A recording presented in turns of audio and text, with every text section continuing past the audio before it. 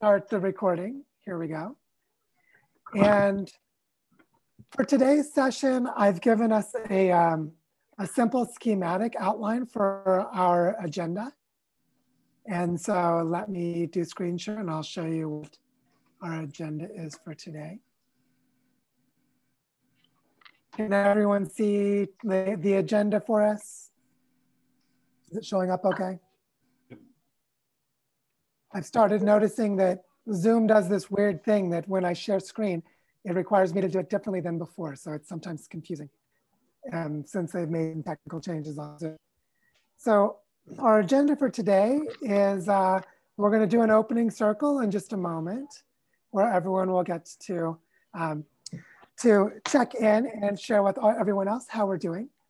And then I'm going to give a couple of brief updates on what we discussed last week and the progress we've made, which will allow, and I can invite others to speak on those updates if they like, who are connected with them. And then we really have two topics that I wanted to introduce for us today to help us to address something that came up last week, which was the desire for more clarity around taking courses of action together. And we've started some of that, which we'll see in the brief updates, but then I'm going to invite us into a special project. Oops, let me go over here and close the generators because it's in the background. But I can't do it because Zoom was in my way, but now I'm back. Okay. Once Zoom's menu gets out of my way, I can come back in. So we're going to talk about a special project with the land in El Caucho that we had talked about before. So some of you will be familiar with it, where there's a change in our thinking, or I mean, really it's a clarity in our thinking that we're ready to take concrete action around really getting that project started. And there's a fundraising focus for part of it. So we're going to start to move from having a background of crowdfunding campaign that's just running to starting to do targeted project development work that we can explore together. And PJ is going to be taking a lead role in helping to manage that. And any volunteers who would like to be involved, you'll be invited today to join that during this section of the agenda. And then we're going to spend a little time exploring, continuing our shared learning journey, what it means to create this kind of fund and how the pro-social aspects of creating a fund like this enable us to see into the culture that we're dealing with, address its nuances and complexities, and then begin to brainstorm together what kinds of ideas would apply to a new complex challenge that emerged on Sunday. And that is that there's an endangered corridor for birds here in Barichara that we were invited to visit because the owner is starting to sell it and is beginning to cut down trees to create parcels to sell individual lots. And so I'll tell the story of this piece of land, and then we can have a brainstorming discussion together about how we can create actions with both the First Nature Reserve in El Caucho that we're in a very nice position to concretely begin in the next few weeks. And then what it means to brainstorm and envision possible solutions to this larger and more complex challenge with a 67-hectare piece of land that currently is priced at $2 million. Although there might be ways to bring that down. And I'll give details about that tantalizing problem that we were invited into for us to think about what does it mean to engage in cultural change in the mindsets of people when dealing with such ecologically significant locations and with very specific cultural context that is emerging, which shows us how this fund is really much more of a learning process and a framework of cooperation than it is about gathering money. And we ask about the role of gathering money and the nature of creating business models to enable us to do what the fund needs to do, whether or not we raise the money or it comes from somewhere else. And so you'll see with this endangered corridor for birds, we have a business opportunity for someone to gather other people's money to leverage into the space that wouldn't be specifically in the fund. And so now we're talking about creating a new project that could enter the portfolio that would basically be like in-kind contributions, if for those of you who are familiar with this, that the fund would activate money that is not the fund's money through strategic partnership. And so this is going to be an opportunity for us to think about and practice together. What does it mean to become a bioregional investment platform with that example? And so the general structure of our conversation today is going to start more on the focus of here are some concrete projects that are either existing and ready to be activated or are emergent explorations.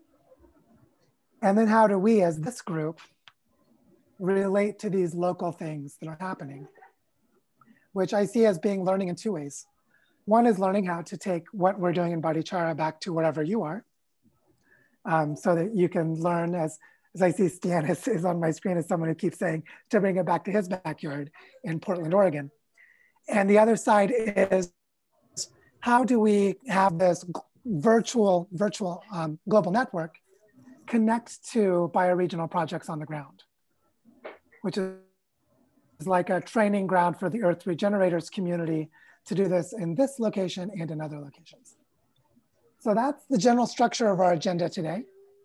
And what I'd like to do is begin with an opening circle.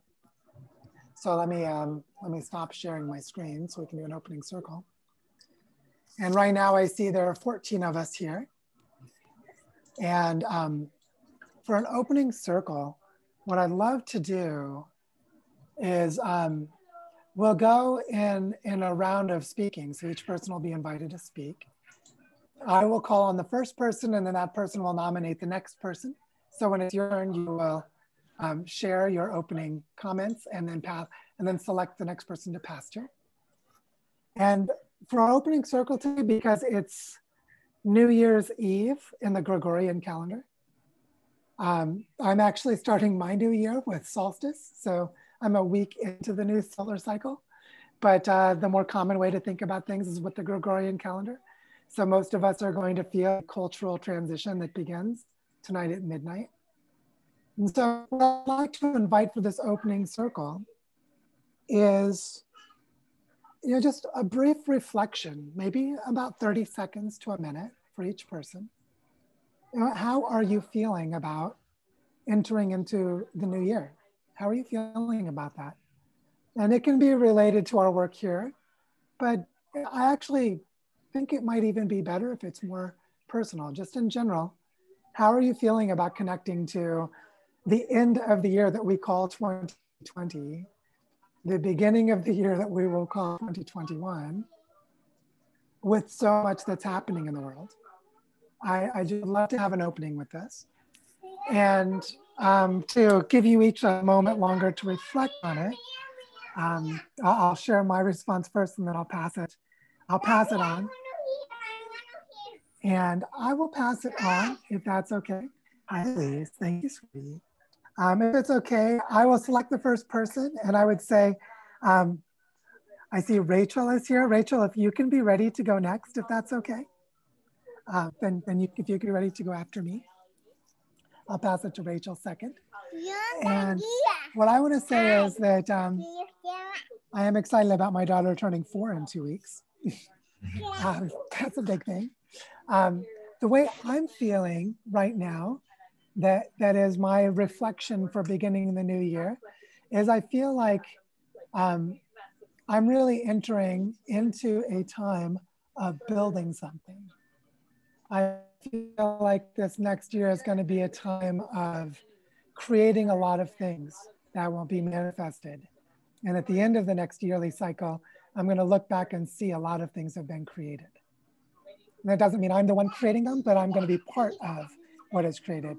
And I just feel so much momentum and energy around that. And I really feel that around us having this conversation today. We are going to create things together and things will be created together. So that's how I'm feeling. And now, Rachel, if you are ready, I'd love to pass it on to you. Thank you, Joe. And early happy birthday to Elise. That's exciting. 4 is a wonderful age.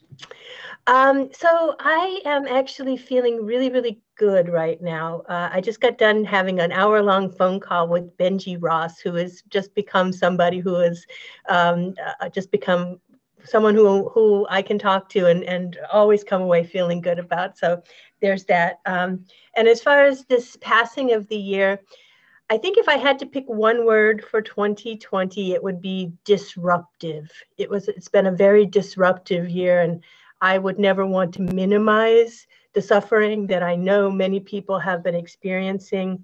But my deeper intuition tells me that this has been necessary on so many levels, and that has not been without gifts. I mean, the gift one of the great gifts I got from the disruption of this year is becoming part of this group and finding people all over the world that I now consider to be really good friends and soulmates in some ways, you know, people who are sharing this journey with me in ways that people I've known my whole life are not yet able to do. So I'm incredibly grateful for that. I'm grateful for the fact that clarity seems to be building. I feel like each day I have a slightly better idea of maybe what my place might be in all of this, and feeling really kind of oddly optimistic about the relationship between this sense of disruption and the relationship and with what is coming and trying to emerge and be born. So I'm just feeling, if I'll give it a word, I feel grateful. I feel alive and awake, and really kind of um, excited in a way about what's possible. So, and with that, I will um, I pass on to Allison. Hi guys. Yeah, I don't have too much to say. Excited to. I mean, I guess it's very arbitrary, but excited about the idea of a new year. Um, yeah, I'm interested to see where this group will go. I mean, in terms of like the meeting time, I'm not sure each week how late that I can stay into it. Because I guess I went till about 10 a.m. But yeah, I've got lots of ideas, and I think I like the way you guys structure things because it also forces me and my brain to sort of slow it down and to think, yeah, there's a process to all of this, and to not just want to be like, okay, let's do this, let's get going, and you know, have action items, and I like the fact that the way Joe is going about it, and it's very systematic, sorry, and but yeah, I'm very curious to see where this year will lead. I think in general, people are starting to get a better picture of what's going on, but at the same time, I'm always surprised when I have friends or people I know that I think are very, you know, well educated and knowledgeable about things, and you know, just still are quite in the dark about you know, all of the major issues that we're dealing with. So yeah, I mean, it makes me hopeful that we're on a little small path, and we'll see where it goes. um, Over to Alan. All right. Thank you. I have a lot of resonance from what Rachel said. She spoke much more eloquently than I can about this, but yeah, I definitely feel that 2020 in a way was in part necessary for some to experience in their own way, and that if 2020 wasn't the time for healing for them, that 2021 will be. So I'm very excited about my internal growth in the coming year. I'm very grateful for having met a lot of people virtually this year. That's even though we can't uh, meet in close distance, I feel very closely related to a lot of people that I've met virtually, and different groups have emerged, and I've been getting some coaching in the past, and so I'm about to build some groups myself. Of course, Joe's told us that this is part of the path. You know, this is your way to spread your wings. And so I'm very excited about 2021 to be that for us as a group and individually on our own paths. Let's see, I'll go to Stan. Oh, thank you. Happy New Year. I agree. I think 2020 was really necessary. You know, for those of us in the US, there's a big 45 becoming 46 event, still yet to be formalized, but boy, it was a close call. If it hadn't been for COVID, I don't know we could have pivoted like this. So I've been rejoicing with my kids, especially my daughter, on this kind of thing. And granddaughter was a great Christmas celebration this year. And then I think none of the close friends died from COVID. I had some close calls with some friends that got more exposure than we'd hoped, but it was a good year overall. I think it's great to hear the hope for 2021. And then I do agree. I think the lesson learned from COVID was, it's not so much material stuff, it's social behavior. And we can all help with that. And I think this pro-social thing is very interesting for what I need in my backyard. And I've been very active in Cascadia. I know Joe understands that. So I can, I'm looking forward to helping, to helping with all of that, that learning. And I do believe in pet therapy. So the bird indicators, I think, might be especially insightful. Cheers. And I'll pass that along to Gail. Yeah, I definitely want to echo what everyone has said. Rachel, I really resonated with much of what you said, so that's ditto for that. This is also a beginning of a time of transition for me. There was transition this year from everything that happened, and my mother died from COVID. I had a minor case of COVID. Trump and George Floyd and all that. It's been a really rough year around here.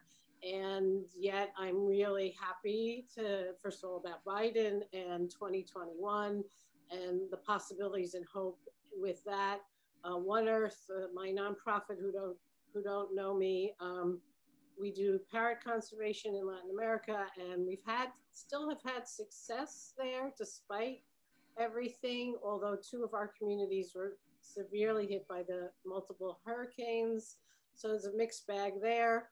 But also, I turned 62 in 8 months on February 1st, and in 4 years, I can get full Social Security. So the personal transition is my husband and I have started really intense financial and other planning for retirement. Retirement for me looks like I don't do grant writing as a consultant anymore. I just do One Earth and this work and things I really want to do, my passion projects.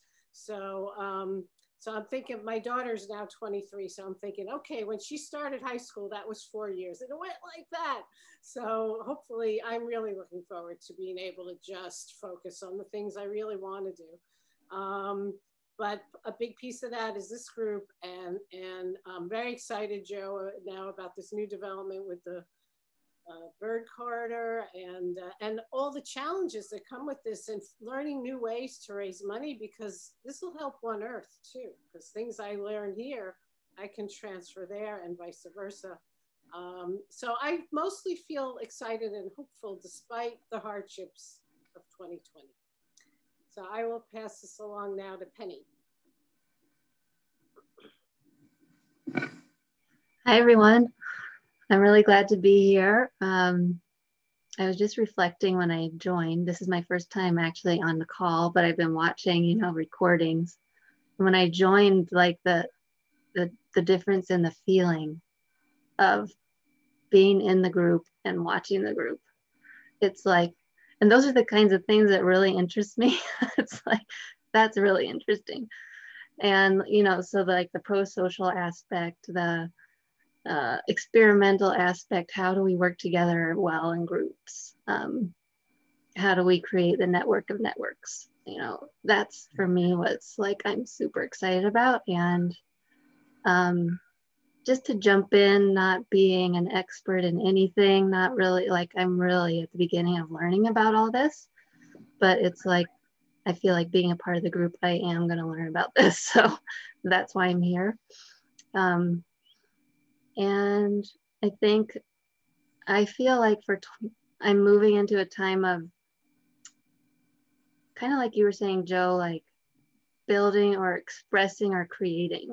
I feel like most of my life I've been learning and sitting back and taking in, and now I have a lot that I can start to offer. So that's what I'm excited about, and I'll pass it to Max.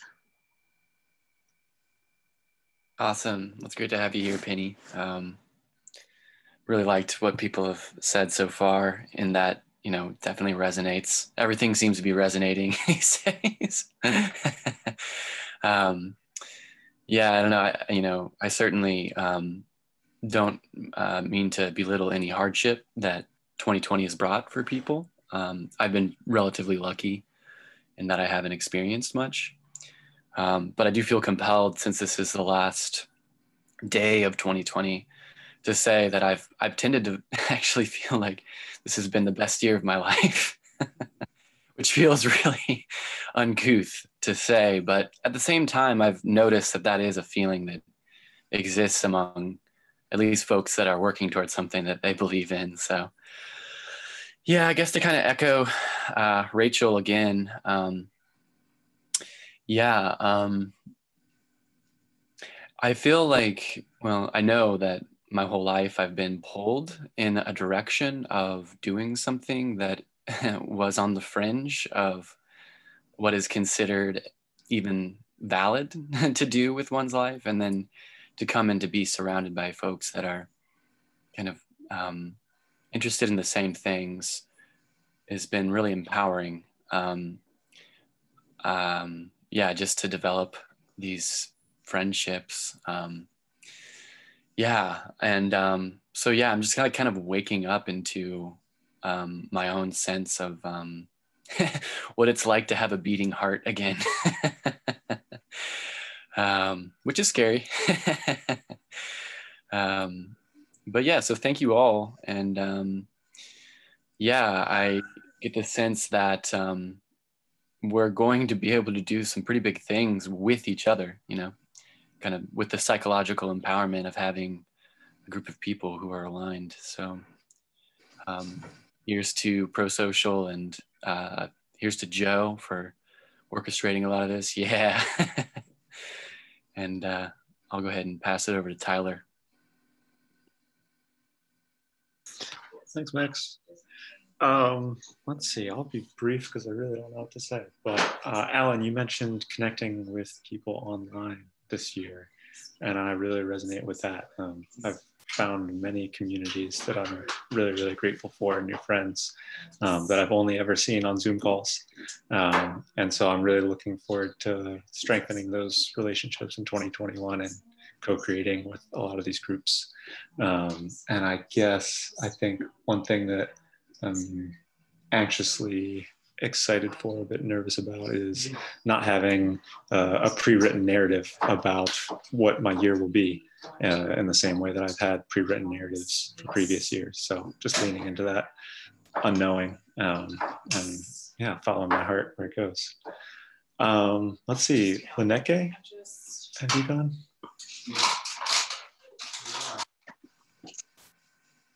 Lyneke. It's interesting how some of the things that some of you have brought up are also really resonating within me, like this idea of having accumulated a lot of knowledge in the previous years and now feeling very strongly it's time to express it and to start using it and start creating and building, which I definitely resonate with. And then for me, 2020 was also very much about polarization and about finding my own voice in the midst of all the other noise that was that I was surrounded with, not really knowing what was true anymore. And now I'm arriving at a point where I do feel where I'm standing, and I do feel that I want my voice to be heard, even though it's not entirely in line with the mainstream, and therefore it's scary. But I feel that this is what is required in order to build bridges in between the polarities that we are seeing right now. And I feel that the extent to which we are able to build bridges is what is going to determine what the world is going to look like and what we can co-create together. So that's where I'm hoping to contribute in the year to come. Let's see, who is L? Skip.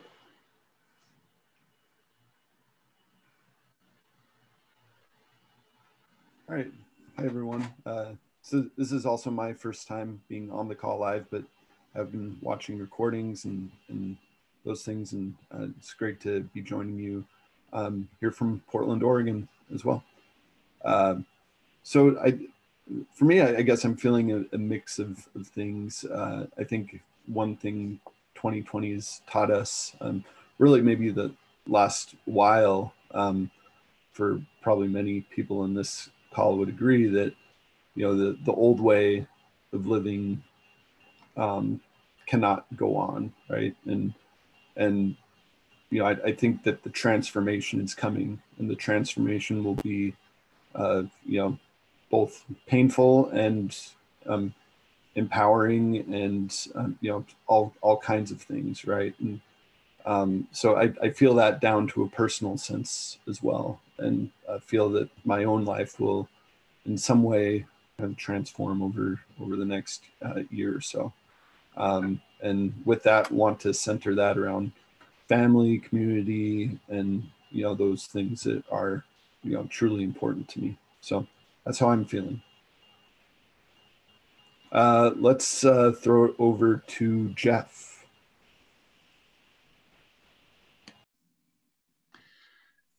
Thanks, Skip. Good morning from South Whidbey Island. My reflection, I deeply resonate with everything I'm hearing, and I'm also standing in a place that's, I realize is somewhat ironic, as I use the butterfly and caterpillar metaphor frequently, but this COVID thing really has me sort of in a odd juxtaposition of really being in a place of resenting being a caterpillar, in that, I'm looking at goals and aspirations I've had for my life, and I'm looking at my current state of life and how they're not congruent. And I'm like, well, if I want these other things to happen, but I have this showing up for me, how does that reconcile? And I think I lean into the faith of, despite eating all the leaves, like the caterpillar will become a butterfly, and there is no direct relationship between one and the other, right? But it's the same genetic mass.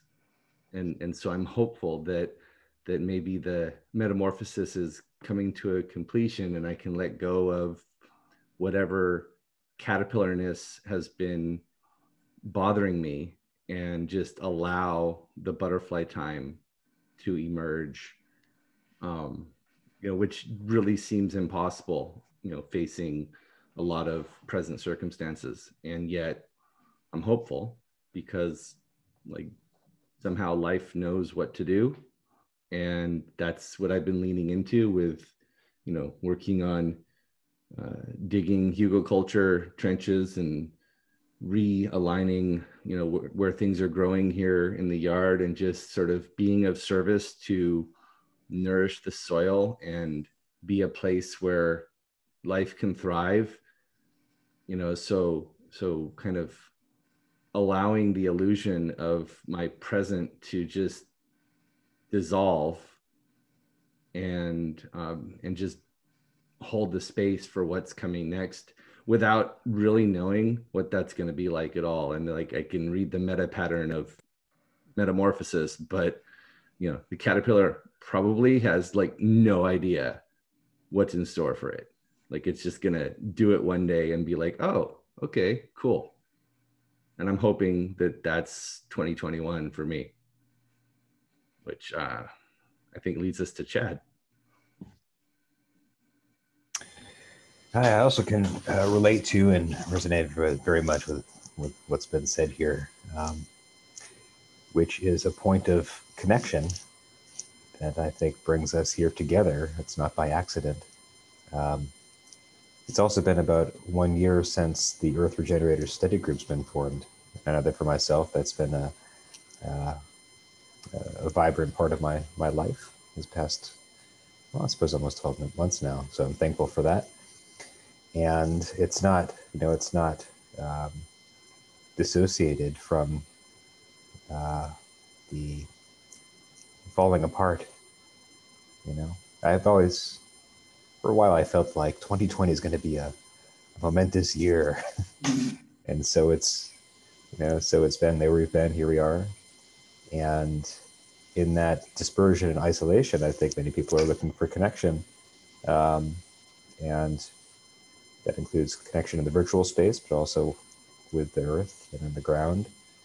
And there's that spirit that I think's running through this, at least that I'm finding. So, you know, while it could be that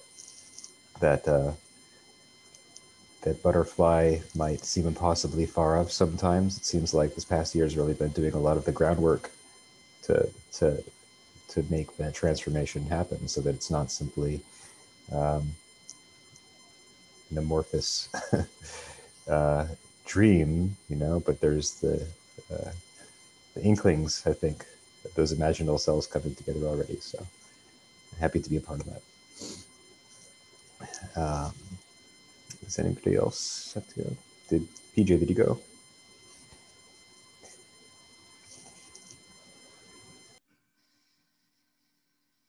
All right, I think I'm last here. Yeah, I mean, I can resonate with pretty much like what everyone else is saying, resonate with everybody else. 2020 was a year of finding clarity, I would say. And also like this, like I was stumbling around in the dark for so long with years prior, and I feel like I finally was able to find the bit of light that I was like, wow, okay, this is like what I've been looking for, sort of deal. In all areas, and I read some crucial books in 2019 going into 2020. Well, in 2019, actually, that were essentially the concepts were proved in 2020 with the pandemic and everything that happened, which then led me to see very clearly who understands things at a deeper level and who does not. And it was a year of revelation of the fact that there is blindness and incompetence and just sort of blind following at all levels of our society, at all strata. And that nobody really knows what the heck is going on. And there's a few people that really do see clearly. And there's groups of people that do see clearly, but it really showed me, I've never had a clearer example just across whatever medium you want to go to, but a clear example of like, yeah, you should be listening to this person, or no, you definitely should not be listening to this person, because of what they just said, which shows you that they don't actually understand what's going on here. And this was, it was an emotional year for me on many different fronts. I mean, we lost one of Anna's grandparents to COVID, and that was tough. But really a lot of the emotion for me came in realizing, I think, and learning a lot in terms of ecological grief. I mean, 2020 was the year where I read Joe's book and I really saw for the first time with really clear understanding what the predicament that we're in and what we need to be doing about it. And on top of that, I also saw for the first time, I feel like, the creation of especially the US through the eyes of the indigenous folks that lived here for a long time. I took a class on indigenous and tribal natural resource management, and we read through the history, and it is just horrifying to think of what has happened. Also some good empowering things that have been happening since, but a lot of emotions tied to that when you just see continually now things that happen in the modern culture. And then, you know, whereas previously I was like, you know, whatever, doesn't really bother me. But now you're like, no, that's like, you just can't see things the same way. So it was a huge paradigm shift of a year, which means 2021 for me is like, there's a lot of uncertainty, but a lot of excitement that goes along with that in terms of, we don't know specifically what's going to happen, but I feel like I'm starting on this journey that's gonna, now it's like sort of the first step of the journey essentially for what will be the rest of my life. So a lot of excitement goes with that, a lot of nervousness, a lot of everything, but yeah, I'm in the camp of that. I don't think things are just gonna like get better in 2021. I think that COVID was sort of just the start of what is going to start happening a lot over and over. And so it was a good wake-up call, I think, for a lot of people, which, you know, the positives and the negatives. The positives, you get a lot of now going forward of, I think, people who are going to be tuning into things that we are saying and doing, and we are going to see a lot more momentum around movements like this, which is very exciting. So that is all I have to share. I'm excited to be here. I feel like I found my tribe after however many years of looking, which is fantastic. So thank you. And thank you everyone for the opening circle and comments. And I see John Stephen just joined us. John Stephen, can you hear us okay? If you'd like to join the opening circle, we just asked each person to reflect briefly on how you feel about entering into the new yearly cycle, the next solar cycle. And so if you'd like to join, having not heard what most people have said, we'd love to hear from you as well. I will. Thank you. I'll just be grateful that I'm here and contribute later. Perfect. Thank you. And very nice to have you here and have all of you here. We've got 15 of us and another woman named Pamela who was trying to get into the call and I think just joined us briefly and left, so she may come back and rejoin us. There's another new person who hasn't been in the group yet. So I'm really enjoying that we have 2 new people with us this week. We had 1 new person with us last week. And so we have something very interesting that is happening here. And what I'd like to do right now is first to say that we just gave about 40 minutes of our time to the opening circle. And I actually think that is really a good sign.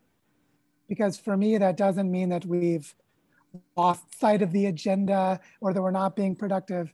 This time of human connection is actually what makes all of our work possible. So I just want to name and acknowledge the genuine importance of that, especially considering that a lot of what is going on in the world is very stressful. And most of the stress comes about from feelings of isolation. And so this connection is extremely important. What I'd like to do right now is just give a couple of brief updates about what's happened in the last week. I will be writing another progress report tomorrow because I'm doing them on Fridays. The last one I think I did on Sunday because of when the Christmas pattern was.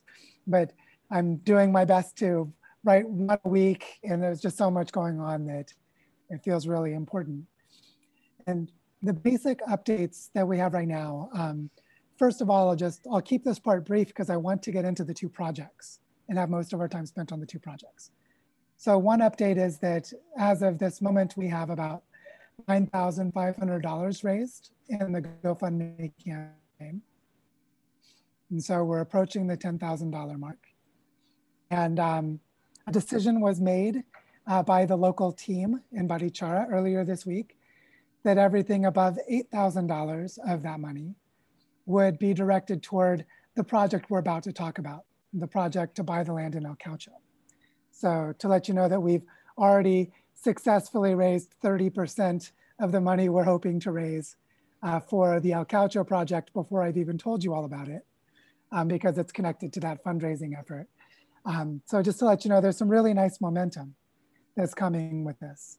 And I think we're at 124 people, 123 or 124 donors. So it's just beautiful what's happened. Since you all may not track this as closely as I do, the GoFundMe campaign launched on December 4th. So it's been a little less than a month and we've raised almost $10,000, which is just beautiful. And we've had one donation of $1,000, but aside from that, the largest individual donation otherwise is $250. So this is almost $10,000 raised of small donations, which is really impressive. So that's one thing that's happened. The other two updates are that in our meeting last week, we agreed to 2 courses of action, that a small task team would form around creating a fundraising packet that had already been initiated by Gail before we had started the work group. She had offered to take that on and had started drafting something. So we have a work group that hasn't had time to do much yet because it's been a holiday-filled crazy week. But we have a small team with Gail, Rachel, PJ, Max, and myself, who are all on this call, who are developing a fundraising packet for, it's like a grant writing focus. So a grant focused fundraising packet that we will be bringing back to share with all of you for commentary and review as we put it together. And so that team has formed, Gail has shared the original draft that she put together, and we've created an online version with Google Drive or Google Documents to have an editable version. So we're just beginning that work, but that's one of the work streams that has already separated itself from these weekly groups to be able to move forward. And I see Gail has something to add, so please. I want to add that I also sent a link to everyone on, it's a little free course on introduction to grant writing. So anyone who wants to learn about that process, if you're not in the group, let me know and I can send you the link as well. Yes, thank you, Gail, because this is a team that is comprised half of people who are very experienced in grant writing and half of people who have very little experience in grant writing. And this is a beautiful way to blend our innovative thinking and for all of us to learn together. So that small group is moving forward to create something to bring back to the rest of us. So we will see the fruits of that labor soon. The second thing that came up in the meeting last week was a question initiated by Allison in a private message to me on Twitter that then came to our group and everyone resonated with it, which was, how do we decide who is acceptable to receive money from and who is not? What are the conditions of receiving money that would enable us to use it effectively? And I had offered to start in the Earth Regenerators platform an online discussion that would open up a pro-social process for us to explore that. And so I created a post provocatively titled, "How do we decolonize money?" which has generated a very nice flurry of comments from people in this group, in this work group, and also people who are just in the Earth Regeneration Fund group. There are more than 200 members of that group. So we're getting a very nice blended conversation with a lot of very thoughtful comments. And so if you haven't followed along in that discussion, I encourage you to go there and see how how insightful and compassionate your fellow group members are. We're having a very nice discussion. And what I'd say from the pro-social point of view is merely by having a transparent public dialogue around such a sensitive topic creates trust between us. And so we're already seeing that we're taking a sensitive and somewhat dangerous topic and addressing it head on, which shows we trust each other to be civil and thoughtful. And the interactions so far are overwhelmingly civil and thoughtful. Actually, there have been 0 unthoughtful comments. Everything has been really good so far. And so that is an opportunity to practice feeling that connection of trust and transparency as we're delving into a difficult topic. And what we'll do is we'll bring that back into the discussion. And it's sort of like developing a sensibility. So it's not that that online discussion is going to create the criteria for how we answer these questions. It's that it's going to build a sensibility that is shared among us about how to have the conversation that creates those criteria. And you can already see that some people in their comments and actually if one of you, PJ or Max, could grab the link to that article and post it in the chat, that'd be wonderful. For those of you who haven't followed along yet. What you'll see is that some people are already offering tentative answers to the question of what is acceptable sources of money and what is not, what are acceptable uses of money and what are not. And so the discussion is already giving us really fruitful ideas.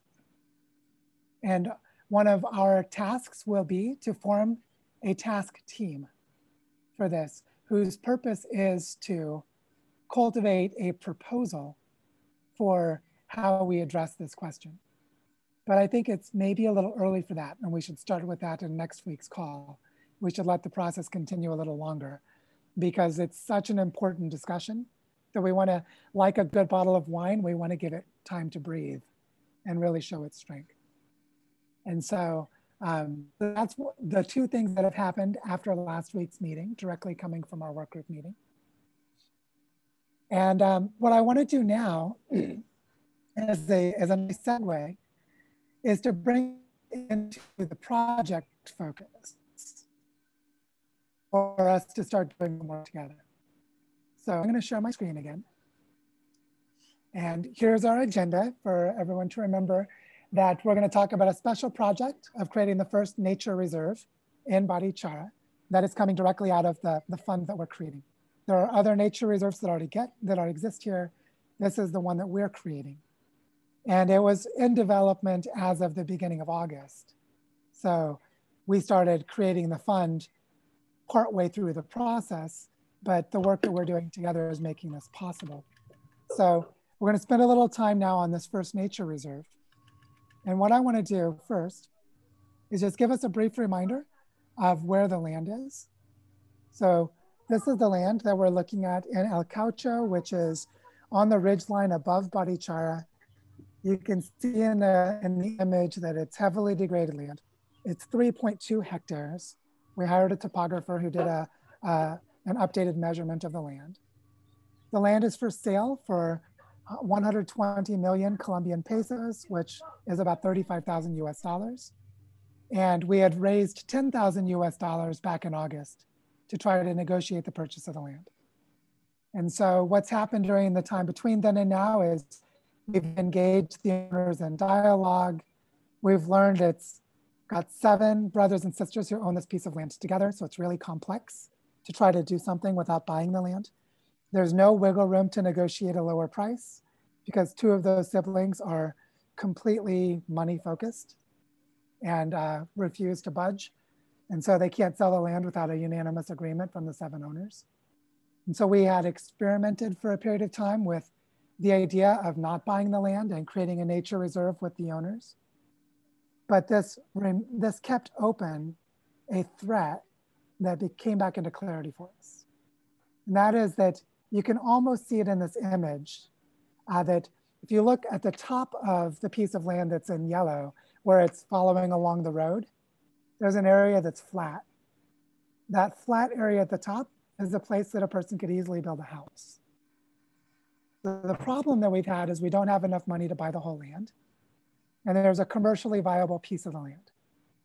And so if we were able to just buy a part of it or set up a nature reserve on part of it, the family at any time could sell that piece of land to whoever is the highest bidder, and they could build whatever kind of house they want.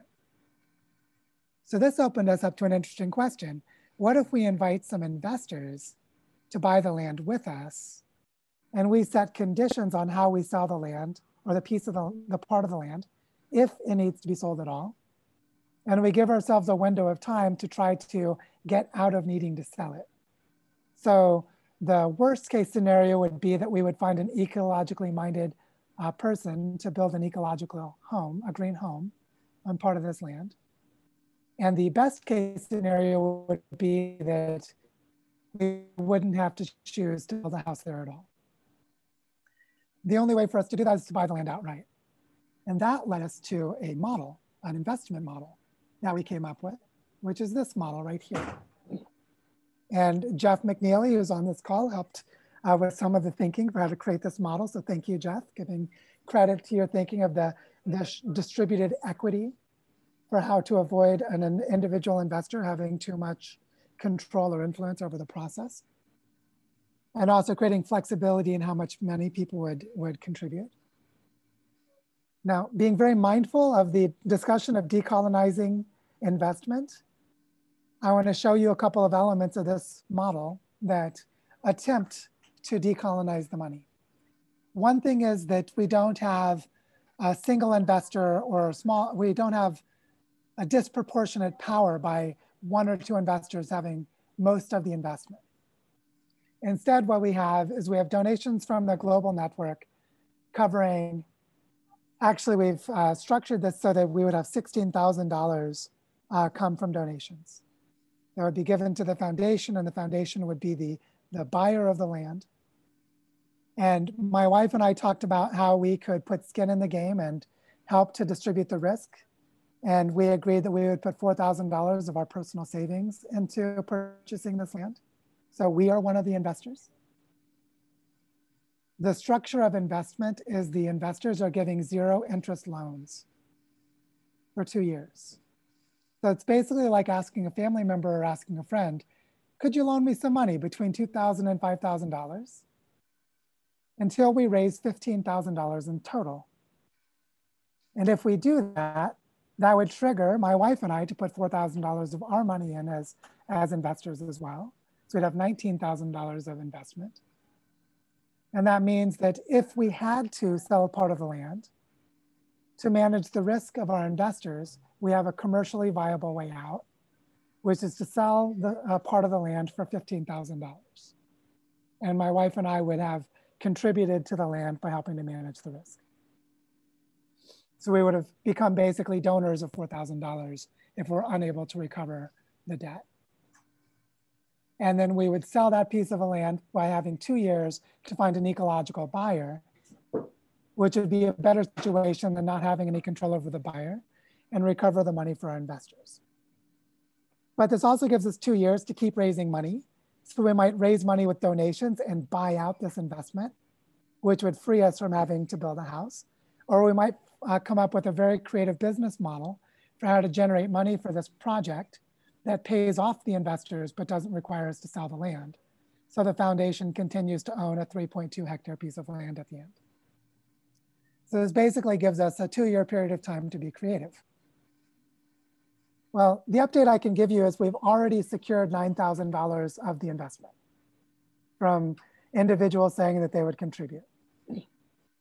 The other thing I can share is that we decided that we would cap the GoFundMe campaign in a way that $8,000 of the money already raised would remain in a general fund for incubating regenerative projects, the way we talked about last week, giving money directly to community members and incubating projects across the territory, which means we would need to raise an additional $5,000 to cover this 16 because we'd already raised 11,000 before that was dedicated to this land.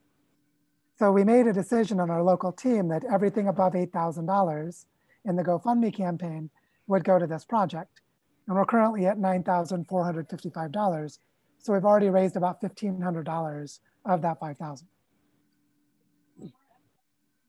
So I give you all of this context because the concrete project that we want to propose here is that those who are interested that are in this working group can help us do targeted fundraising on this piece of land. And right now we need to raise $6,000 of additional investment, and we need to raise an additional $3,500 in donations. And once we have reached that, then we basically are in a position to buy the land outright. And just to tell you that we're actually closer than this, because I have two people who have said that they are interested in being donors, or I'm sorry, being investors, but they're wanting to consider it a little bit. And I have a third person who said that if we get close and don't quite make it, that they would become an investor. But they wanted to basically only step in if we were unsuccessful. So what that means is between those three people, we may have already raised the $6,000 if all three of them commit. We just don't know yet. So we're in this very interesting position that what we want to do is give ourselves 1 month to raise all the money so that on February 1st, we could, complete the deal and just buy the land outright, and then have a 3.2 hectare nature reserve owned by the foundation that is part of the fund. It enters the portfolio of projects as something controlled by the foundation, which means we can ensure that it's consistently developed in a manner that is in harmony with the mission of the work. So this is our project. Yes, PJ, yeah, jump on in. Could I clarify just the breakdown of what we have? I'm just writing in the notes. I just want to clarify the categories of the monies that we already have. So the seed investment of the no interest loans, you have how much already pledged? We already have 9,000 pledged of 15,000. Okay, and then the additional donations, like additional funds through the GoFundMe, how much do we already have of that? We have $1,455. Okay, very of the cool. 5,000. And then you said you had, so I have 16,000 in additional funds, donations needed on top of the 4,000 of you and Jessica and 15,000 of the no interest loans. How much of that 16,000 do we already have? We have 12,455. 12,000. Because we had Okay. 11,000 committed back in August. Right. Okay, cool. Thanks. So the important thing here is we're thinking about a portfolio of projects. If you remember, the structure of a bioregional investment platform is to have a portfolio of projects that are organized around the landscape. And one of the criteria for the fund is that we create a detailed technical map of the territory, and we look for ecological corridors of connectivity, which can be migration corridors for animals. They can be the connection pathways of water moving across or through the land. They can be areas of existing forests that we connect to each other by doing reforestation between them, and so on. And so the idea here is that we have this kind of a portfolio organized onto the land itself. But another way we have diversity in the portfolio is we have different ways of funding the projects, so that we have a diversity of economic models, which allows us to create the diversity that is necessary for innovation to occur in a local economy. So in this case, we're looking at a piece of land that's going to start with primarily water retention. And actually, I'll do screen sharing again for those of you who don't remember what the land looks like, or maybe you haven't seen it before. That this is a picture of the land where you can see this heavy erosion after it was deforested a few decades ago. And here's another picture of the land where you can see there's no topsoil left. When the rain comes, it's just digging channels. And that white building down below is a public schoolhouse that has been closed because there aren't enough children in the area. So it's a school that's part of the village of Villanueva, and it's on 1.5 hectares of land, or technically 1.46, but basically it's 1.5 hectares of land, which means we will immediately start a conversation in January with the mayor's office in Villanueva to include that 1.5 hectares in this project. So it's not 3.2 hectares, it's actually 4.7 hectares of land that we're doing reforestation in. And the other thing I'll show you to remind us how we're thinking about this is that this piece of land is at the top of a drainage basin that is colored in here that is more like 30 to 40 hectares of land. So what we're wanting to do is start a regeneration process from the top of a drainage basin all the way down to where it connects with Rio Barichara down below. And so these are just a couple of elements of the project that we talked about before, but just really briefly giving you this context again. And so this is an example where we're looking at a blended model of creating a nature reserve on the entire land because it will be owned by the foundation, but it will have debt to its investors in the form of 0 interest loans for 2 years, which gives us 2 years to buy out the loans from the investors, which we can either do by raising donations or having business activities, or just revenue generating activities of the foundation that can pay off the investors. And if it looks like we're unable to buy it out from the investors and have the foundation keep it, then we also have 2 years to look for an ecologically minded buyer. And we have insights into the real estate market that make us think this land is undervalued at the price we're buying it at. Meaning that there will be people who would be interested in buying it at a level of income that would either cover the cost of the loans or even surpass it to put some money into the fund.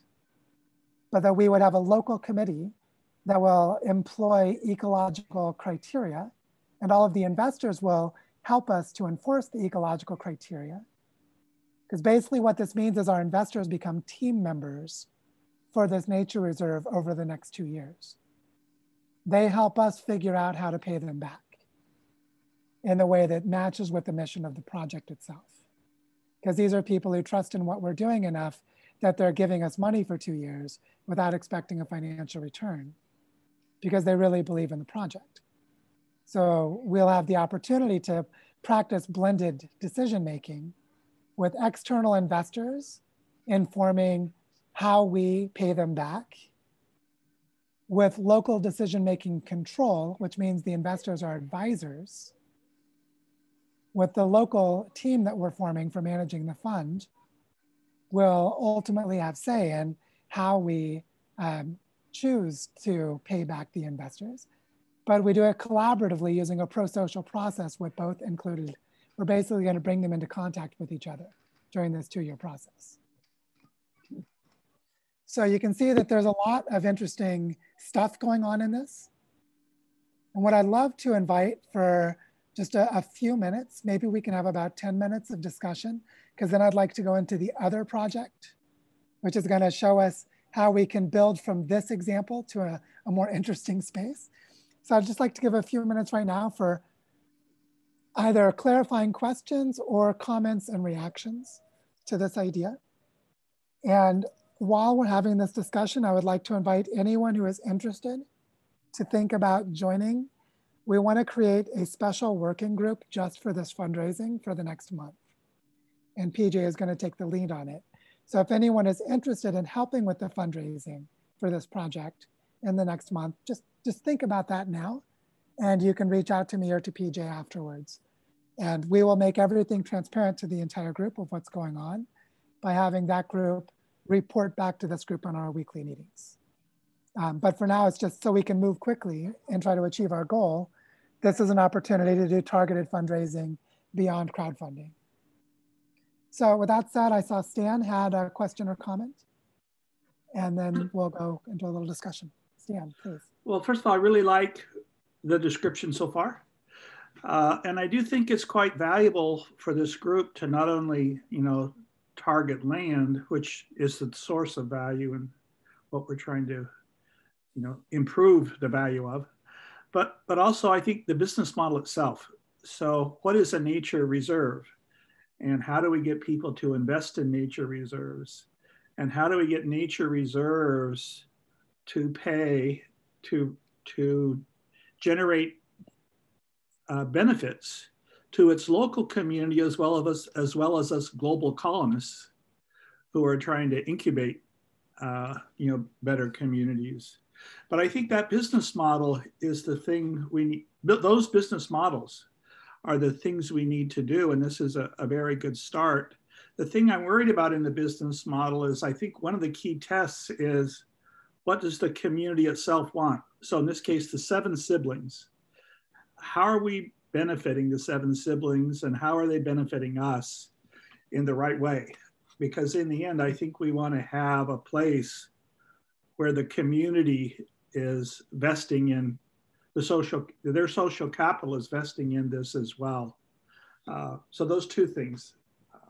Yeah, that's a really important comment. And one thing I'll say as just an elaboration is the drainage basin this land is in.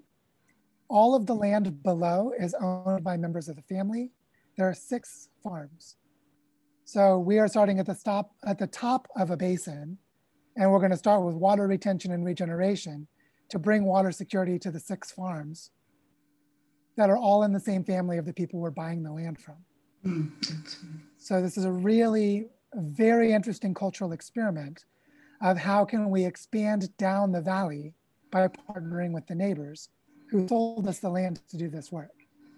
So we're already in a dialogue with them about this creative process, and we just feel we are not getting to clarity quick enough to start taking action on the land because we're unable to know how much we could buy and whether it would be safe, the remainder of the land.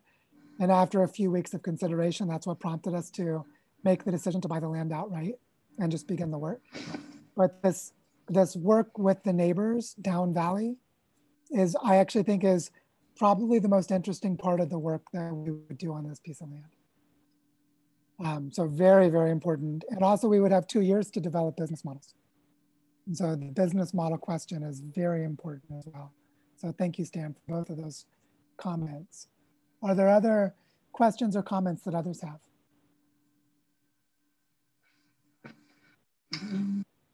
In terms of like the investors, is that like you're only reaching out to like within this group and people we know kind of thing? Like how exactly is that working? Because it just feels like such a little amount of money. And so I just, and then also with saying that you'll get the money back. I'm just interested in how that's forming, because it's just quite shocking to me. Like, oh, that's like really a small amount of money. Like even personally, I can become an investor. So I'm just not sure how we're going about getting investors. I'm assuming it's people that you know. Yeah, so far it's people that I know. One of the investors who stepped forward is someone that I'm just connected with on LinkedIn. I don't know them. And they said, I followed your work for a while and I have enough money and I'd like to help. All of the others are friends. Okay. And so there's a lesson in this, a fundraising lesson, how important trust is. Right. For the movement of money. And also the opportunity for any member of this group to be one of the investors or anyone that we know. And what I see is that I think getting the investment is going to be fairly straightforward. Mm-hmm. And I think raising the remaining $3,500 in the span of a month is also fairly straightforward. I feel like this should be a pretty easy success. And this is also practice for larger projects like Las Aldeas, which some of you have heard me talk about, which is probably $100,000. We don't have a clear negotiation on a price yet, but we're practicing how to create donation and investment frameworks on individual pieces of land as part of how we build this fund. And that will apply to other pieces of land where it's bigger amounts of money. And so how well we handle this initial small project is really gonna be essential for building trust for those larger projects, which is also a reason for just moving into action quickly, getting to a place where we can start regenerating the land and reporting on what we're doing to build trust with potential investors in other projects or potential donors for other projects. So, so those are also key considerations that have been shaping our thinking. Gail, yes. Yeah, it just popped into my head that there's a model out there already on a small level, which many of you have probably heard of kiva.org. And so you put in a certain amount of money, and then when that money gets paid back, it can be sent to another project rather than the donor taking the money back. Right. And so maybe you could offer that as an option. If people don't really need their money back, maybe it could be transferred to another project, or it could be an outright gift, either way. Until, because if you transfer to another project, at some point the person could say, okay, now I want it back. You can still get it back. Or an outright gift means they're just never expecting to get it back. But you may want to add those two things to the model as possibilities. I think that's a really good idea. An element of this that I think is very important is the pro-social relationships with the investors during the 2-year period, which is how do they feel about the way their money is being used? How do they feel about the other benefits they're getting of participating in this work? And some of them may be in a position to donate the money at some point in the process, and they're always free to do so. What we're doing right now is we're stepping away from crowdfunding into a blended model because there's more risk. And there's only more risk because this is a short-term commitment of funds that then needs to see the project move forward, which is different from, well, I'm going to give $200 because I trust you guys are going to do something good.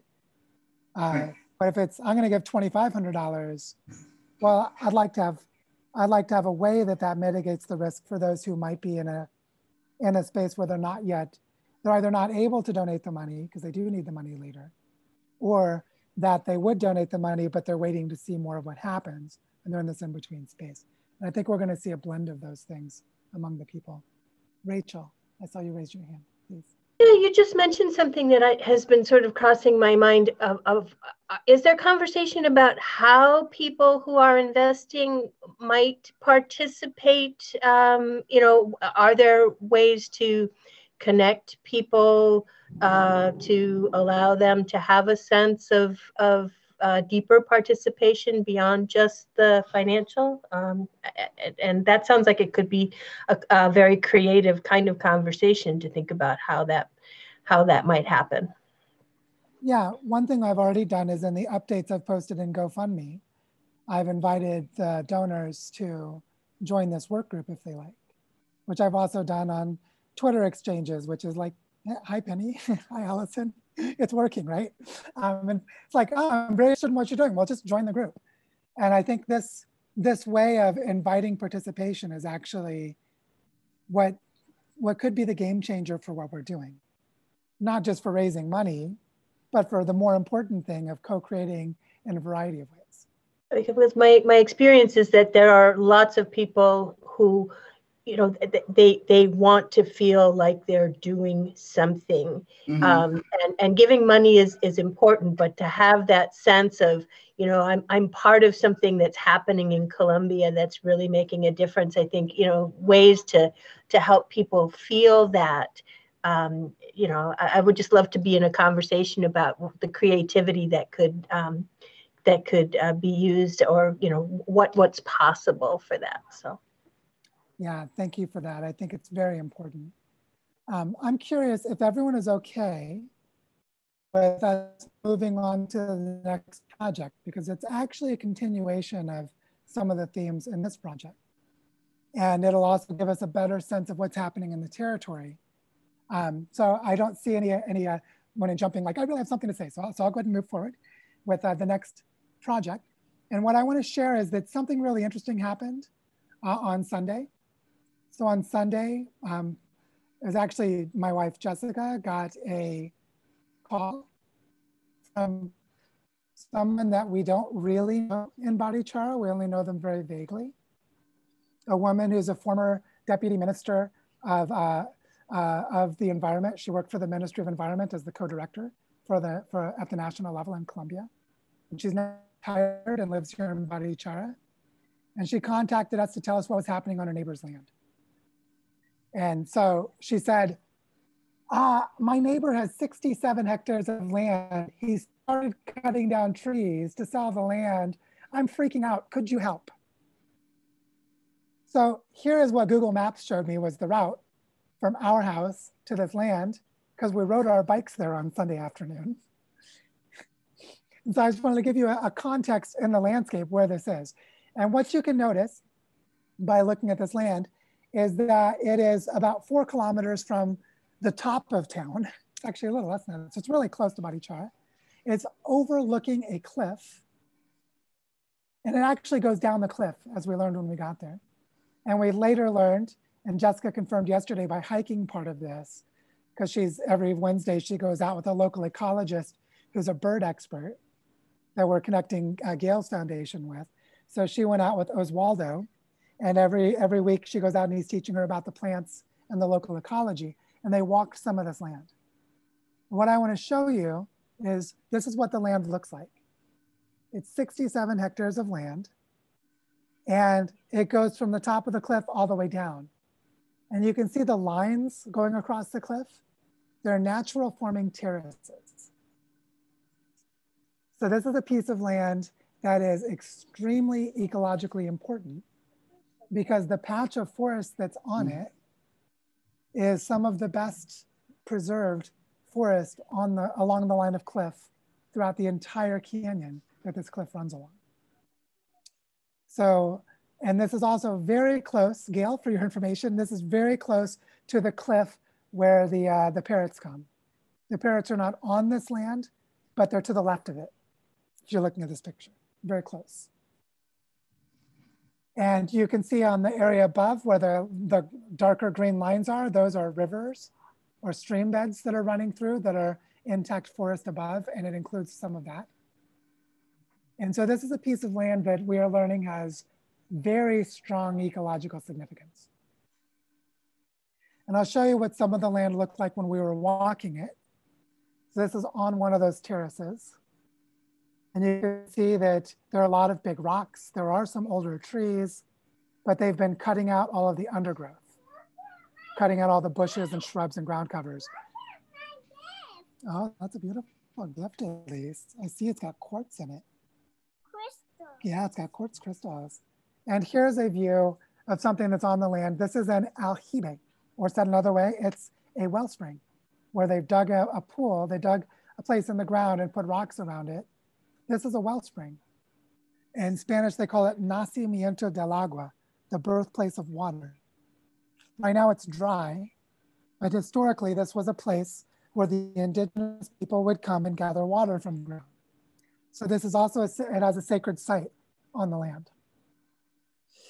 And this is another view of the land where you can see as you go from one terrace to the next, there are steps, naturally forming steps with the cliffs and the forest below.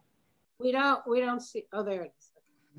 Yeah, okay. So the important thing about this land, and I'm just giving you a flavor of it, is that it is of major ecological significance because of its connection between the area in the canyon and the area above on the plateau. And it's an existing place of higher biodiversity compared to the surrounding area, which means it's already a bird sanctuary. And so, oh, thank you, Elise. And so the conversation I want to have about this land is that it is located in an area so close to Barichara that it's very high land value. It's about $25,000 per hectare to buy land here, which means 67 hectares of land comes to about $2 million for a land purchase. This is not cheap land. This is expensive land. And we were invited to see it because the neighbor, Claudia, had heard about what we were doing. And she said, maybe you can help. And what I proposed to do after we walked the land was to go back to our local team that's managing the fund, that's creating the criteria for the fund. And we're going to meet with Claudia, who's the neighbor. And she's going to take us to walk the land next week. And then we're going to go and meet the owner and start a conversation. But the other thing I told her she was empowered to do, because we met on Sunday, she had breakfast plans to meet with the owner on Monday. And I said, you are empowered to say that you are in a conversation with a new foundation that's forming that is interested in creating ecological corridors and nature reserves and may be able to help you find buyers, just as a way of slowing the conversation down. And she reported back to me that the owner, who is a local campesino, he's from here, he's an old school country, what they call pati amarillo, or yellowfoot is the name of the local people here, because of the color of what the clay does to your toes when you walk around in this landscape. I'm a pati amarillo too, so is Elise. And he's in his 70s, he's rich, he has 2 adult sons that live in London that make a lot of money and aren't interested in coming back here. But for whatever reason, even though he's rich, he feels really threatened and needs to sell this land as quickly as he can and make a bunch of money. And we don't understand the psychology yet. We haven't met him. But when Claudia spoke to him, he said that he has people offering him money to buy the land now, but he would rather have someone buy it who would conserve the land, which is why he asked his neighbor to buy part of the land from him. Okay, so here's the other part of this context that makes this really interesting. I have 4 friends here in Barichara who have other friends in Bogota. And every week, these 4 friends get calls from 4 or 5 of their friends, this is like 20 people a week, asking them to look for land in Barichara that they can remotely buy because they want to move away from the city and live in the country, and they would like to protect forest and live in a forested area. So I suggested the idea, what if we create a green real estate company, or someone creates a green real estate company that connects these buyers and has them strategically buy land within corridors, and we help them set up nature reserves. And the design school that we're creating, you remember the design school of earth regenerators, right? Can do ecological assessments, can do reforestation, can set up water retention systems, can train them to do this. So people from the city can come here with ecological designers to help them to build forest reserves, and they can buy land that become forest reserves. And then we don't have to raise the $2 million. We just sell $2 million worth of real estate.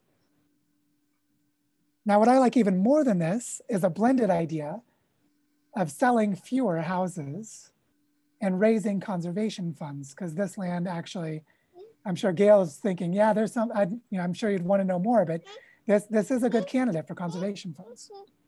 Thank you, Elise. And so here we have a situation that is newly emerging, really complex, just like every other piece of land is going to be.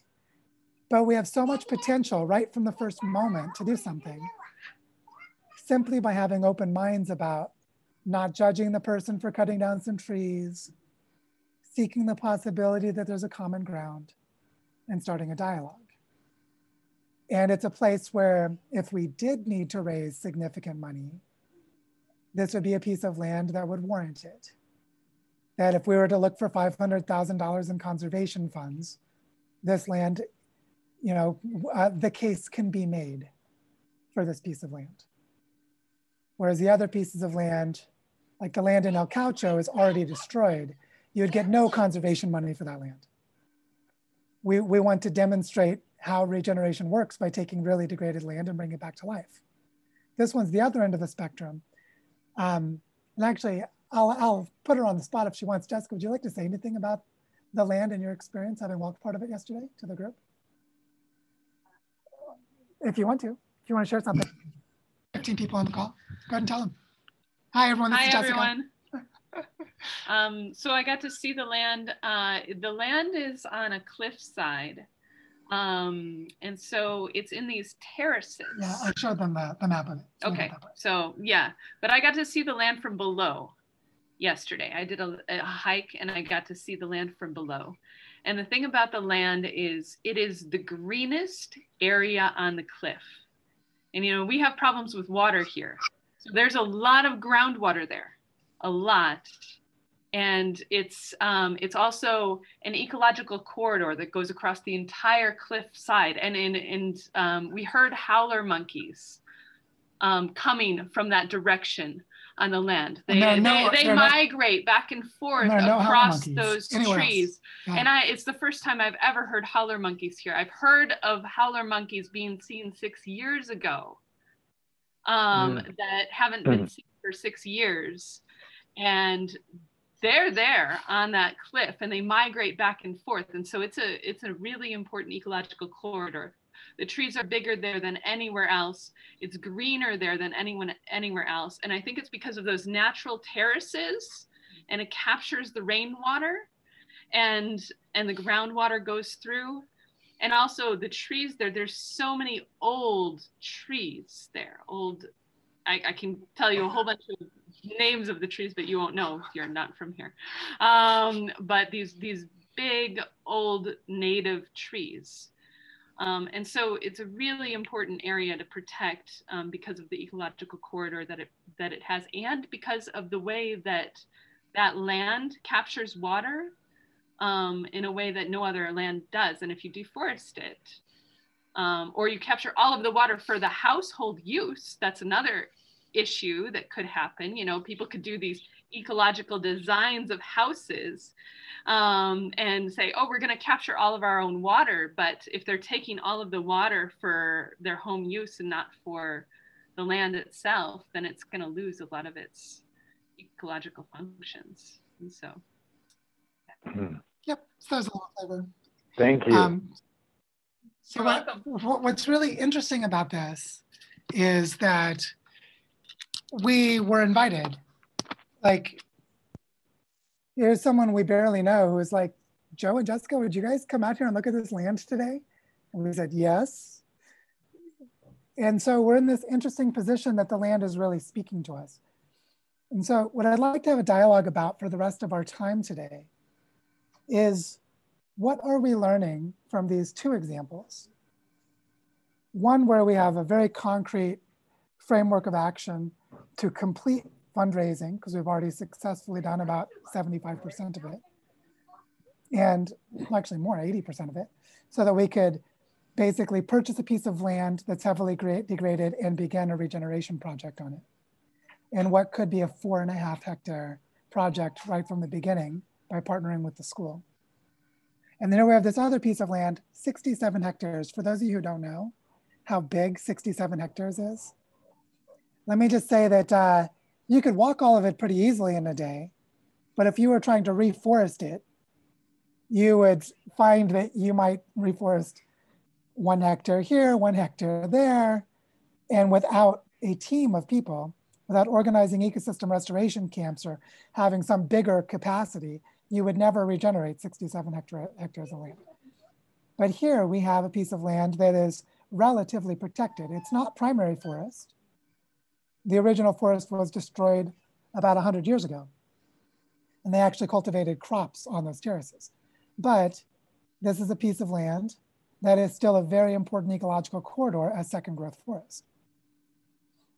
And so what I just like to open it up for general discussion, for us to just have a conversation about what are we experiencing as we look at these different pieces of land and the creativity that's needed to approach them. Because we're now practicing as though we are the fund. We're practicing as though we are doing territorial development. We're looking at different parts of the landscape, seeing how unique each place is, and also seeing how important it is to connect them together.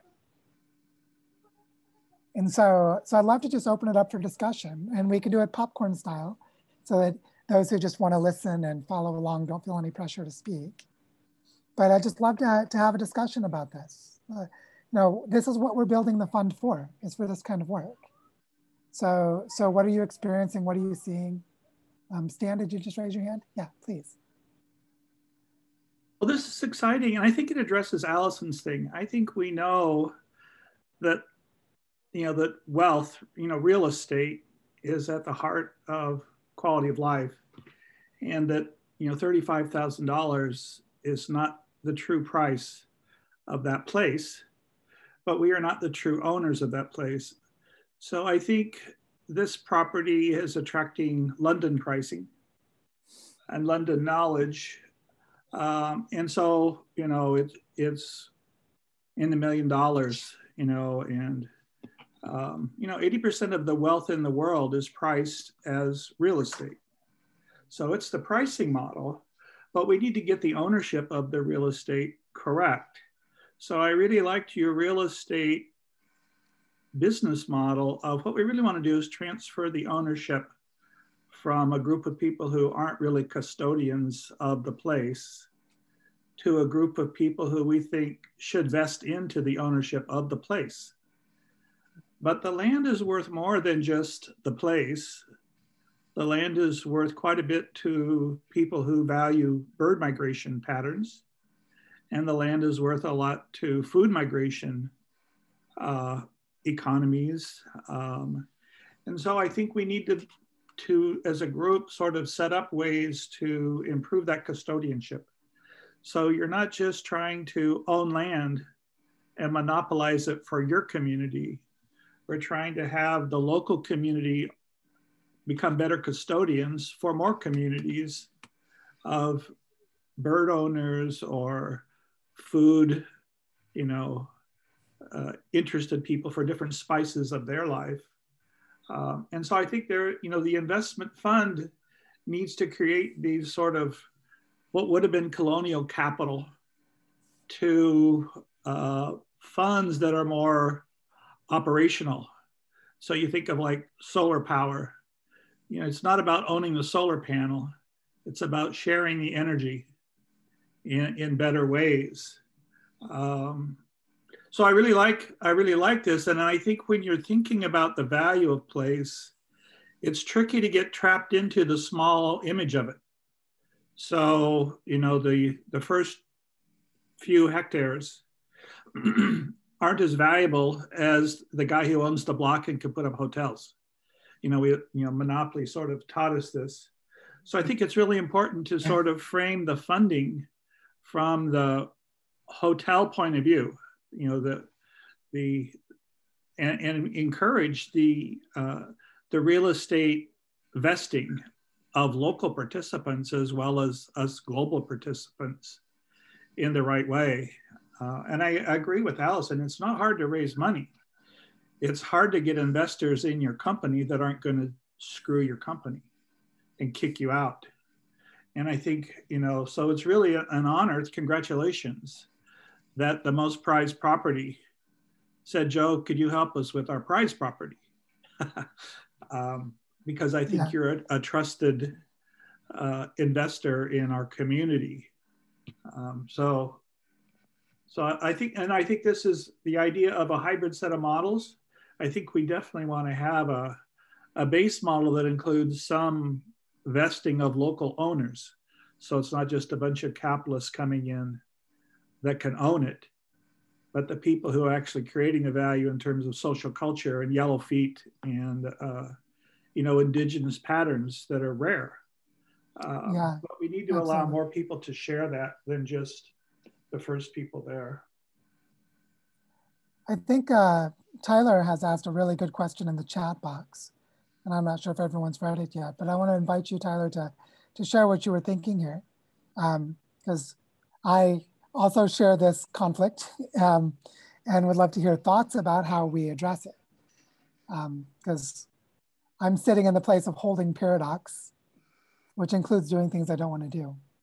So, Tyler, did you have something you wanted to say, or did you just want to invite the discussion around the question? Yeah, I just wanted to invite the discussion. I wasn't clear if I was getting confused, but it sounds like I'm not, and that this real estate company or business model would include the risk that we're still ultimately inviting people to build destructive homes on fragile land, which could be a better situation than allowing the free market to get to it and other people building 10 times more homes. But I'm just curious to have a conversation and see what creative solutions or possibilities might exist that I'm not considering here.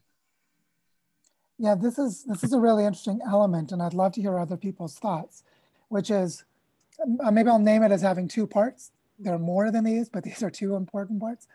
One is, how do we hold the ambivalence where we have conflicting emotions?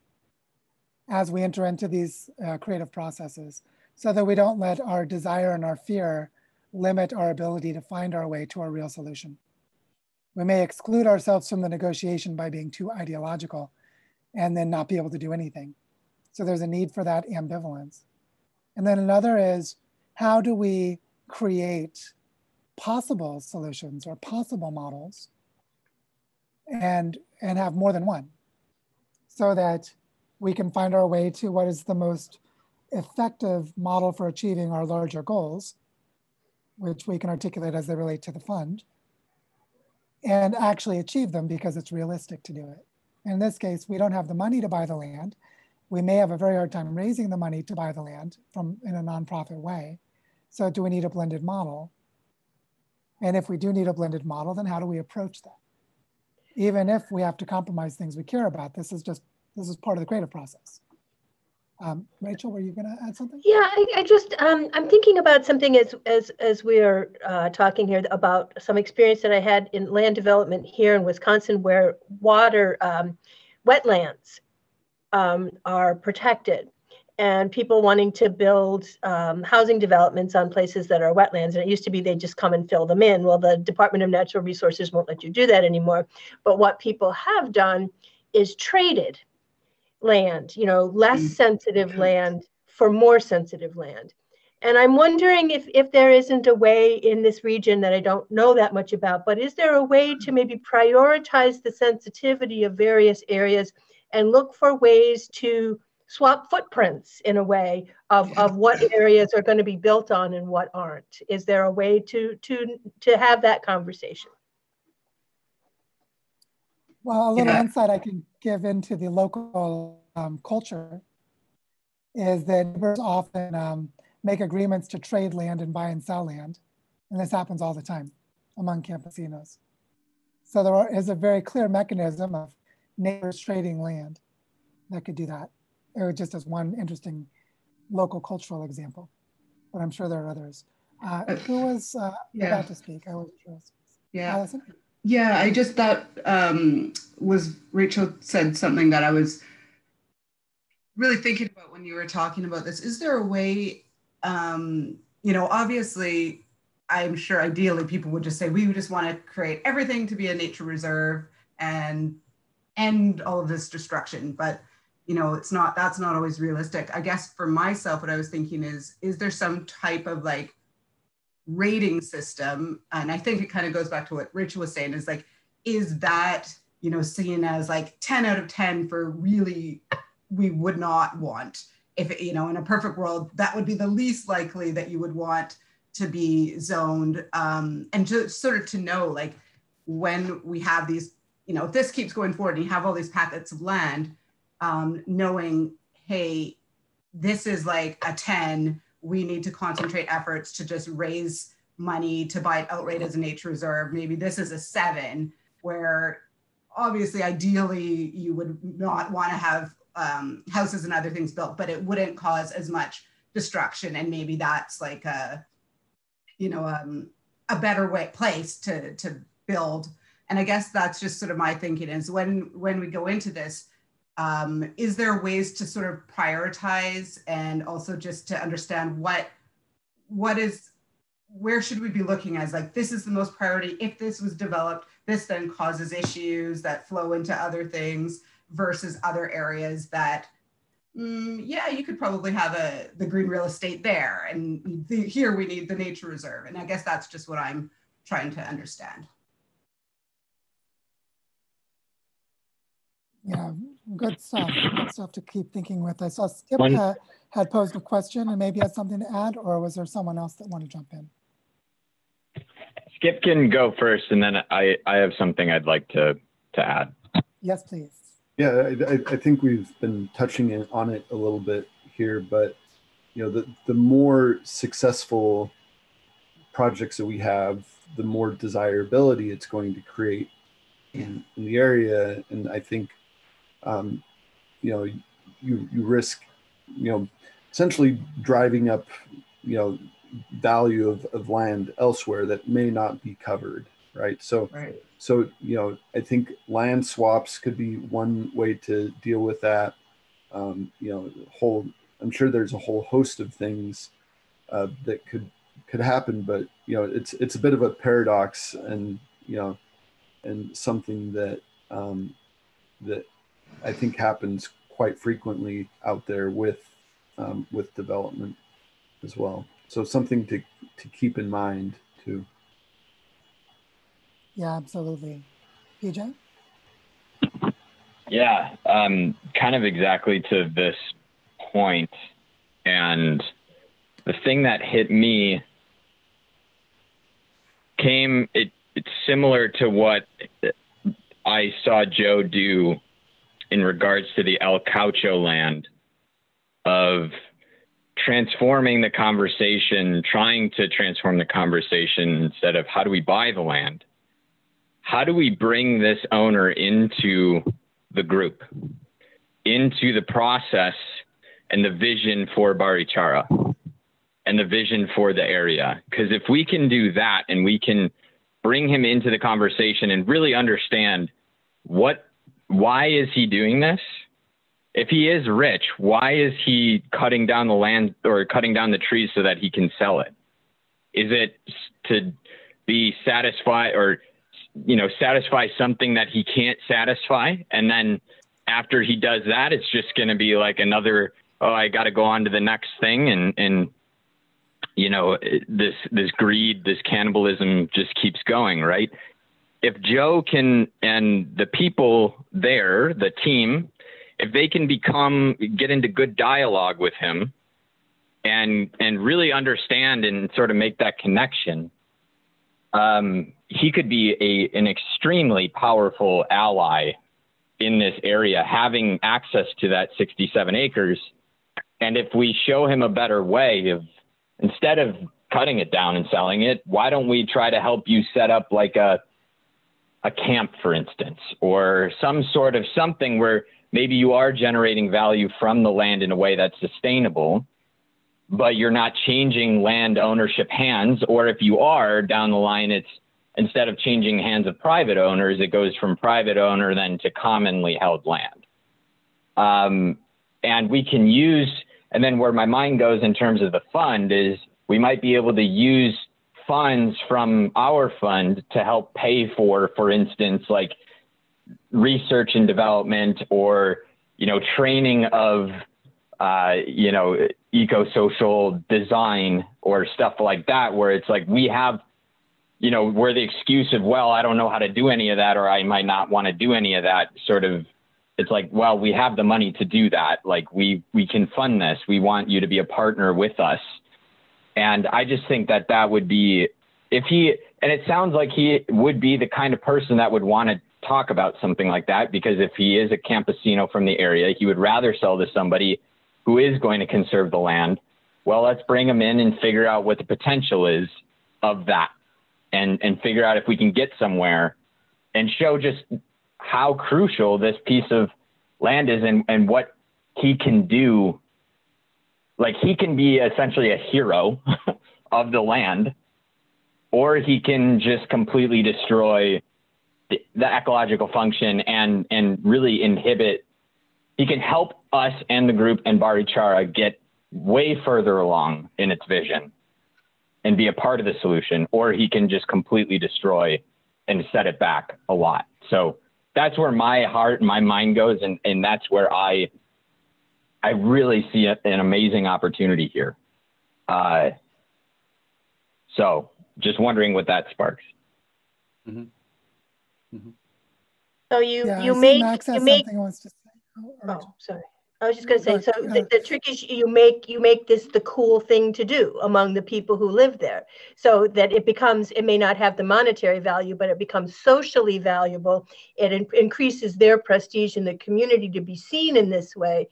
That seems like it would be the ideal shift if we could find a way. And I was intrigued by the fact that this woman actually sought you guys out to tell you about this, because that seems like maybe there is some room for that shift to happen in the social strata that you're working in. So yeah, and I think, in addition to making it the cool thing to do, Joe, you mentioned that you haven't had an opportunity to kind of feel out the psychology of this landowner.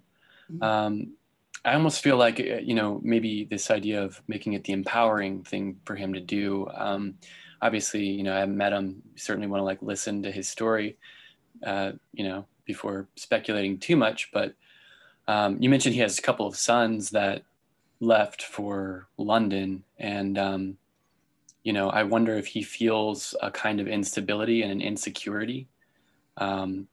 So what comes to mind is like regenerative hospice, almost like one of these, one way to open the commons up would be to provide just a community and, you know, facilities for people to be able, like, you know, aging people that have land. I mean, and probably most people that have a lot of land are getting quite old.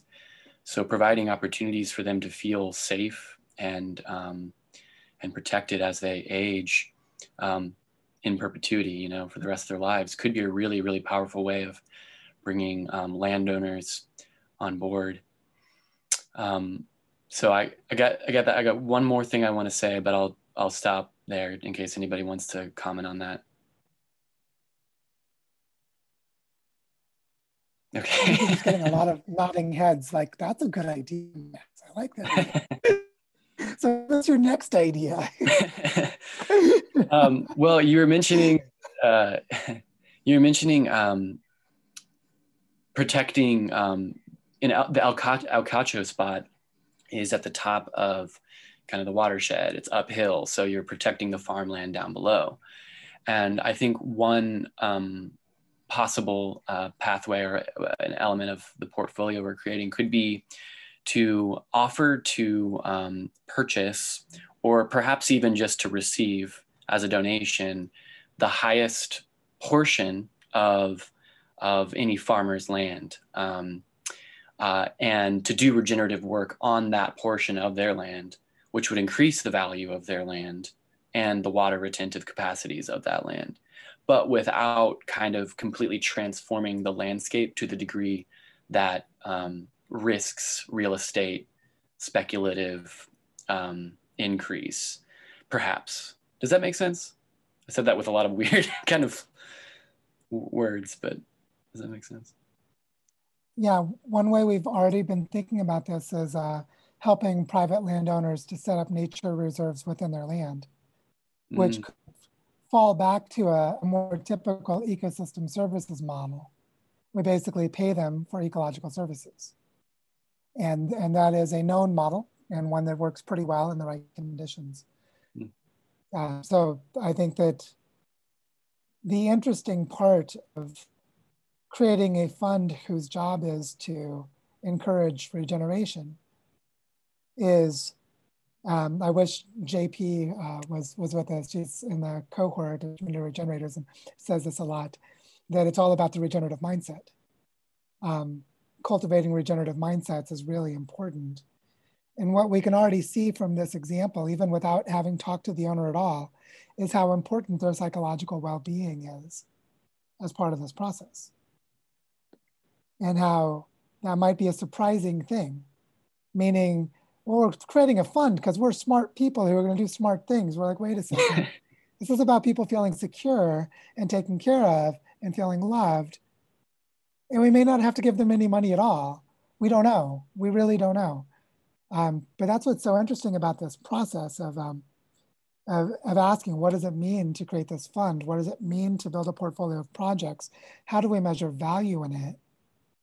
Like, there's so much to work with here. And because we're being holistic, we can work with all of it, everything that's relevant. Stan, I see you have something you wanted to add, please. Oh yeah, no, I really like, the flip that the PJ gave, the value of the real estate is really in the story. And, we think that this father owns land that's some of the best in the world, and his sons don't even want to come back. They're in London. So I think that's a very, that's at the heart of the value, right? We need to create the value story. And what we're doing is creating value. We're not just saving the land as so many acres. And then I really like what Max suggested, because the framework for the story differs in the kind of story you're telling. So if you're telling a nature reserve story, that story has to have a certain size. So, you know, if you're involved with a house, you know, that's one house development lot size, or, you know, a farm, depending on the country, you know, 67 hectares is like a quarter of a section, a quarter of a square mile. That would have been a homestead, you know, that could have been, you know, a sustainable unit of farmland in its day. But, you know, from a nature preserve point of view, a square mile isn't really going to do anything for a migratory herd. And if we really want to do nature reserve, we have to be able to do more like what Max said. We have to combine corridors in some bigger pattern. So I think there is quite a lot of value in the stories, and it's the stacking of the stories at different scales that really helps. And I think this is at the heart of it. You know, I think the zoning, creating multiple zoning choices so that people can vest into their story, and that we can feel good that the stories we see are owned by the right people in the right way, not just colonialists, but the families and the community, and it's sort of about community development. So I like all of this. And then I think just with respect to the rich guy, that, you know, we could help with his story. You know, his sons are in London. So my other Zoom group is London, doing this same kind of project with a bunch of engineers. And we're working with, you know, whole towns, you know, Essex, an old, you know, Roman fort on an old river, and with a university. But these kind of stories, this is better. This is a better story. So I think we could help him with his family story. I mean, he's 70, he's young, I get it. He cares about his family doing the right thing, and he has yellow feet and they don't. So there's a lot in his story yet to be shared. And I know that people in London are missing their yellow feet. And I know that the London pricing is available all around the world. You know, Hong Kong, Singapore, they've already done it around the world. They just didn't do it right. So I really like the way this conversation's going. And I think the chance to build a portfolio of conversations laid over place with ownership being vested in more of the community that owns the story is the cool thing. Well done. Yeah, thank you for that, Stan. I want to share briefly, because we're going to be working with Common Land Foundation in the new year, and they have a really nice framework that they've developed.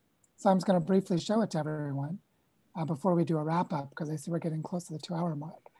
But this is something Common Land Foundation created, where they help do ecosystem restoration at territorial scales. And they learned that there are 3 landscape zones. So every landscape, you assess what these are. And you can see right away that they've already done the work for us.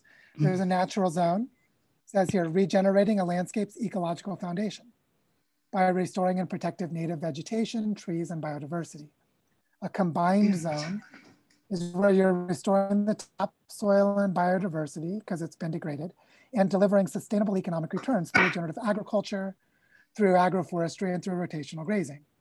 So the idea is that these are zones where you can have economic activity, but they're blended with conservation or restoration.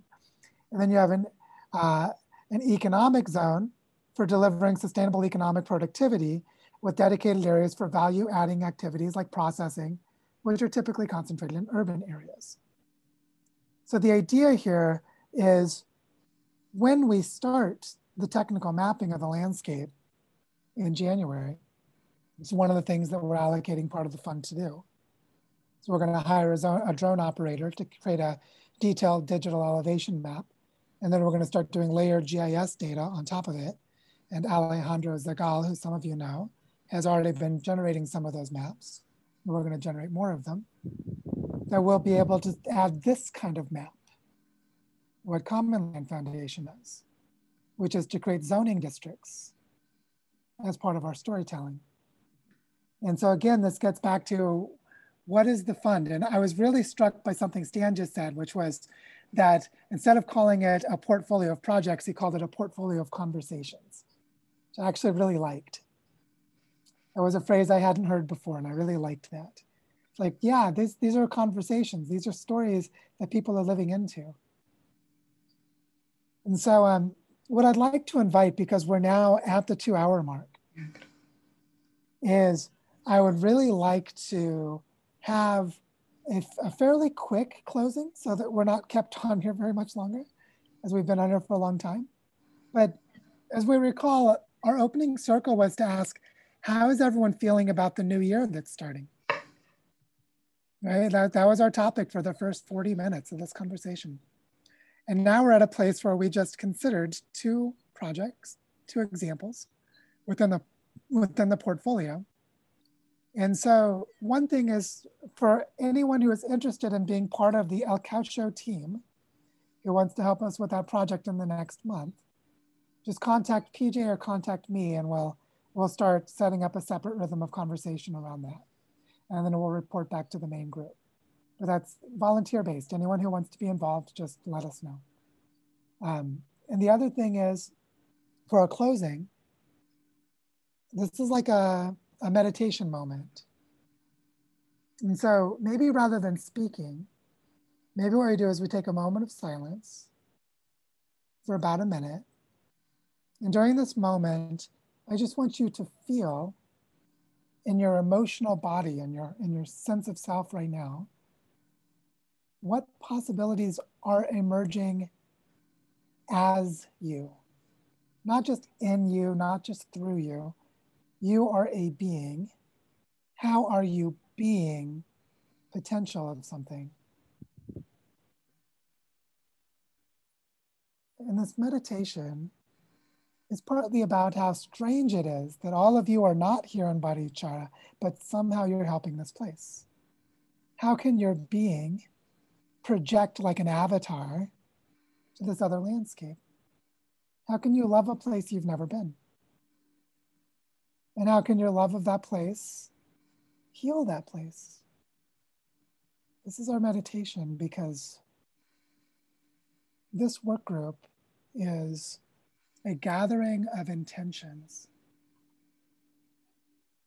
And I recall that many of you said, I'm not prepared for this. This isn't my expertise.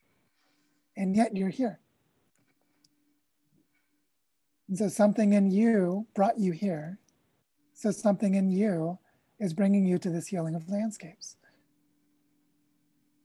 And it doesn't matter how much money we raise. It doesn't matter which projects we run. It only matters what is the potential to be realized in you as a being.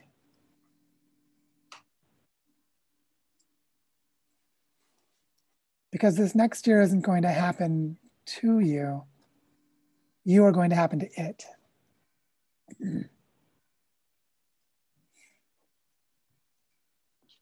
And so,